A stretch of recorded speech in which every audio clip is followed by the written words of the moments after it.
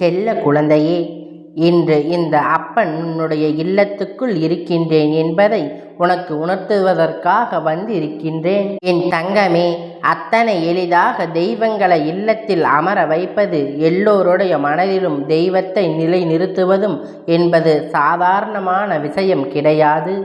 என் குழந்தை, இப்பொழுது அதையெல்லாம் தாண்டி நீ உன் அப்பனை, என் வாக்கினை கேட்பது மட்டுமல்லாமல் இந்த அப்பன் உன் இல்லத்தில் இருப்பதை உணரப் போகின்றாய். இதற்கெல்லாம் ஒரே ஒரு காரணம் மட்டும்தான் இருக்கின்றது.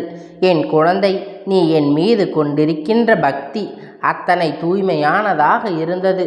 இந்த அப்பன் மீது நம்பிக்கை கொண்டு எதுவாக இருந்தாலும் நம் அப்பன் பார்த்து கொள்வான் என்று முழு நம்பிக்கையை என் மீது நீ வைத்திருக்கிறாய் அல்லவா? உன்னுடைய நம்பிக்கைக்கு பலனாகத்தான் இந்த அப்பன் உன் இல்லத்துக்குள் வரப்போகின்றேன். நான் அங்கே இருக்கின்றேன் என்பதை நீ உணர்ந்து கொள்ள வேண்டும் அல்லவா? எல்லோராலும் அத்தனை எளிதாக கண்டுபிடித்துவிட முடியாது. நம் பேச்சுக்கு வேண்டுமானால் சொல்லிக் கொள்ளலாம். ஆனால் உண்மை என்னவென்று தெரிய வேண்டும் அல்லவா? தெய்வம் நம் இல்லத்தில் இருக்கின்றது என்பது உண்மைதானா? அப்படியானால் நமக்கு என்னவெல்லாம் அறிகுறிகள் தெரியும் என்று என் குழந்தை அது தெரிய வேண்டும் அல்லவா? அதனால்தான் அப்பன் இன்று உனக்கு அதை சொல்வதற்காக வந்திருக்கின்றேன். என் தங்கமே, நான் சொல்கின்ற இந்த விஷயங்கள் ஒவ்வொன்றும் உன்னுடைய இல்லத்தில் நடந்து கொண்டு இருக்கின்றது. அங்கே உன் அப்பன் நான் மட்டுமல்ல, தெய்வ சக்திகள் உன் இல்லத்தில் உலாவிக் கொண்டு இருக்கின்றது என்று அர்த்தம். இது போன்று எல்லாம் இருக்கின்ற பட்சத்தில் இது நாள் வரையிலும் நீ எப்படி இருந்தாலும் அதை பற்றி கவலை இல்லை. இனிமேலாவது தெய்வங்களிடமிருந்து உண்மையான நம்பிக்கை கொண்டு பயபக்தியோடு வணங்கி அவர்கள் உன் இல்லத்தில் இருக்கும்படி நீ செய்தால் போதும். உன் வாழ்க்கை உன்னை சுற்றி வந்திருக்கின்றது. அத்தனை கஷ்டங்களும் உன்னை விட்டு நிச்சயமாக சென்றுவிடும். எத்தனையோ பேர் நம் இல்லத்தில் தெய்வங்கள் வருகிறார்கள், நம் பூஜைகள் செய்யும் பொழுது அவர்கள் நம்மை ஆசீர்வதிக்கின்றார்கள் என்று புலம்பி தவித்து கொண்டு இருக்கின்றார்கள்.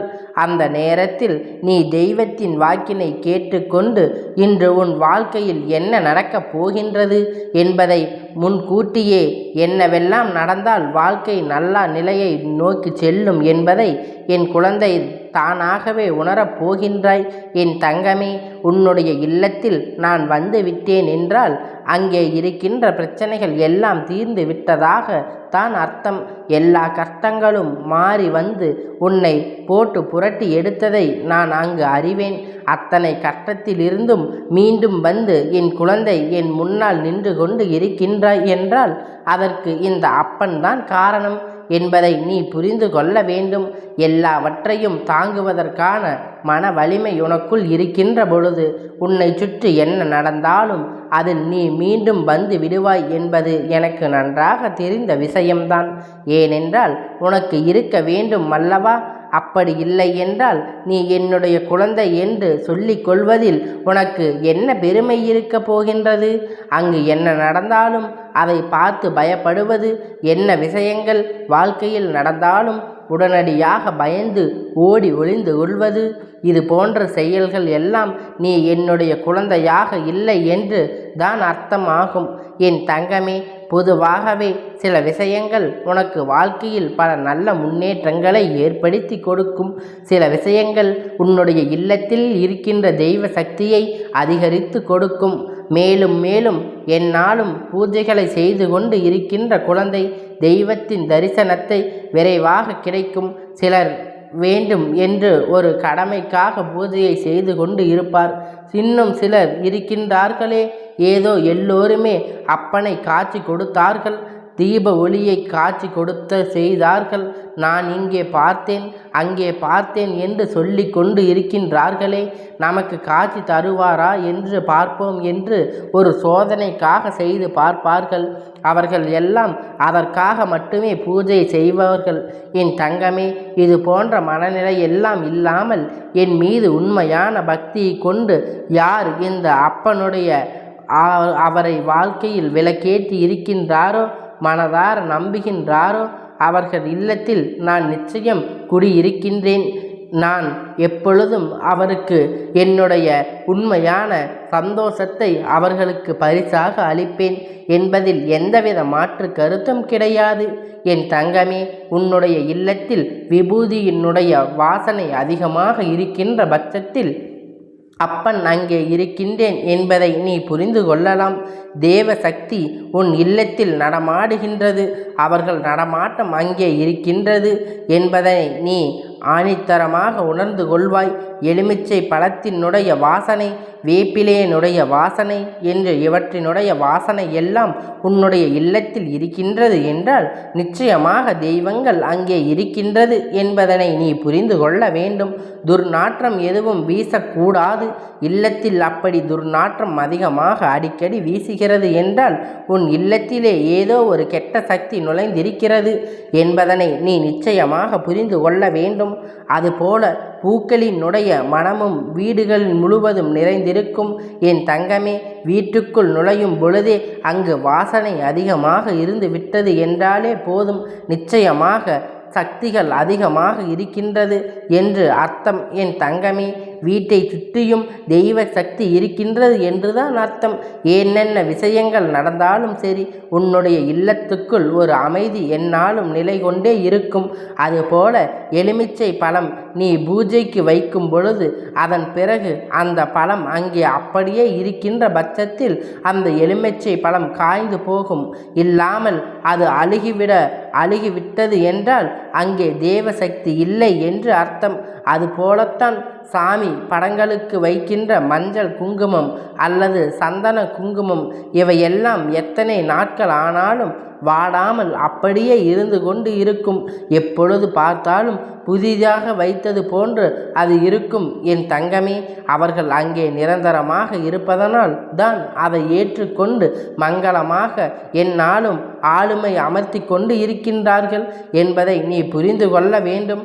என் குழந்தையே, அதுபோல இத்தனை நாட்களும் எதிர்மறையாக உனக்கு தோன்றிக் கொண்டு இருந்த சில விஷயங்கள் இதில் நான் உன் இல்லத்துக்குள் வந்து விட்டேன் என்பதை உணரத் தொடங்கிவிட்டால் அவையெல்லாம் உனக்கு நேர்மறை எண்ணங்களை மட்டும்தான் உன் வாழ்க்கையில் நடத்துகின்ற விஷயங்கள் எல்லாமே உனக்கு நேர்மறை எண்ணத்தை மட்டுமே கொடுக்கும். எதிர்மறையான விஷயங்களை, எதிர்மறையான திருப்பங்களை கொண்டு தரக்கூடிய திருப்பங்களை கொண்டு எல்லாம் நீ எப்பொழுதும் அதனை எதிர்பார்த்து நோக்கக்கூடாது. அந்த சூழ்நிலையில் இருந்தாலும் கூட நான் அங்கே இருந்தால் எல்லோருமே தலைகீழாக மாறிவிடும். சரி, இவை எல்லாம் இருந்தாலும் நான் உன் இல்லத்தில் இருக்கின்றேன் என்று அர்த்தம். நான் நிச்சயமாக இருக்கின்றேன் என்பதை உறுதி செய்வதற்கு இந்த ஒரே ஒரு சத்தம் உன் இல்லத்தில் கேட்டால் போதும். என் தங்கமே, காகத்தினுடைய சத்தம் உன் இல்லத்தை சுற்றி அதிகமாக இருந்து கொண்டு இருந்தால் உன்னுடைய இல்லத்துக்குள் தெய்வ சக்தி இருக்கின்றது என்பது ஒரு பாதகமான உண்மை. காக சக்தி தெய்வங்கள் இல்லத்தில் இருக்குமா என்று என் குழந்தை நினைக்கலாம் அல்லவா? என் தங்கமே, காகத்திற்கு பொதுவாகவே சில விஷயங்கள் நடப்பதற்கு முன்பாகவே அதனை முன்கூட்டியே அறியக்கூடிய திறன் இருக்கின்றது. அதை போலே சில விஷயங்களை உண்டு. அதுபோல சில விஷயங்கள் இருக்கின்றது என்றால் அதை உணரக்கூடிய சக்தியும் உண்டு. தெய்வ சக்தி உன் இல்லத்தில் இருப்பதை உணர்வதால் தான் அது அங்கே கரைகின்றது என்பதனை நீ புரிந்து கொள்ள வேண்டும். சத்தம் அதிகமாக இருந்தால் உன்னுடைய இல்லத்தில் தெய்வங்கள் நடமாட்டம் அந்த நேரத்தில் இருந்து கொண்டு இருக்கின்றது என்பதனை நீ புரிந்து கொள்ளலாம் என் தங்கமே. அதனால் காகமானது உன் இல்லத்தில் இருந்து சத்தமிடும் பொழுது அதை நீ விரட்டி அடித்து விடாதே. அவை உனக்கு இதையெல்லாம் உணர்த்துவதற்காகத்தான் முயற்சி செய்து கொண்டு இருக்கின்றது என்பதனை நீ புரிந்து கொள்ள வேண்டும். என் குழந்தை, என்னவாக இருந்தாலும், எத்தனை அறிகுறிகள் இருந்தாலும் இல்லாவிட்டாலும் உன் அப்பன் எந்நாளும் உன்னை ஆசீர்வதித்து கொண்டு இருக்கின்றேன் என்பதை மட்டும் மறந்துவிடாதே. எப்பொழுதும் என்னுடைய அன்பினை பெற்ற குழந்தையாகத்தான் நீ இருப்பாய் என்பதில் எந்தவிதமான மாற்று கருத்துமே கிடையாது. ஆனால் நான் உன்னை ஆசீர்வதிக்க உன் இல்லத்திற்கு நிச்சயமாக வந்து கொண்டுதான் இருக்கின்றேன் என்பதை மட்டும் நீ நினைவில் வைத்து கொண்டால் போதும். என் செல்ல குழந்தையே, இந்த அப்பனுடைய ஆசீர்வாதம் எப்பொழுதும் உனக்கு முழுமையாக கிடைத்து கொண்டே இருக்கும். கந்தா போற்றி, கடம்பா போற்றி, கதிர்வேலா போற்றி. ஆறுபடை வீடு கொண்ட முருகா போற்றி.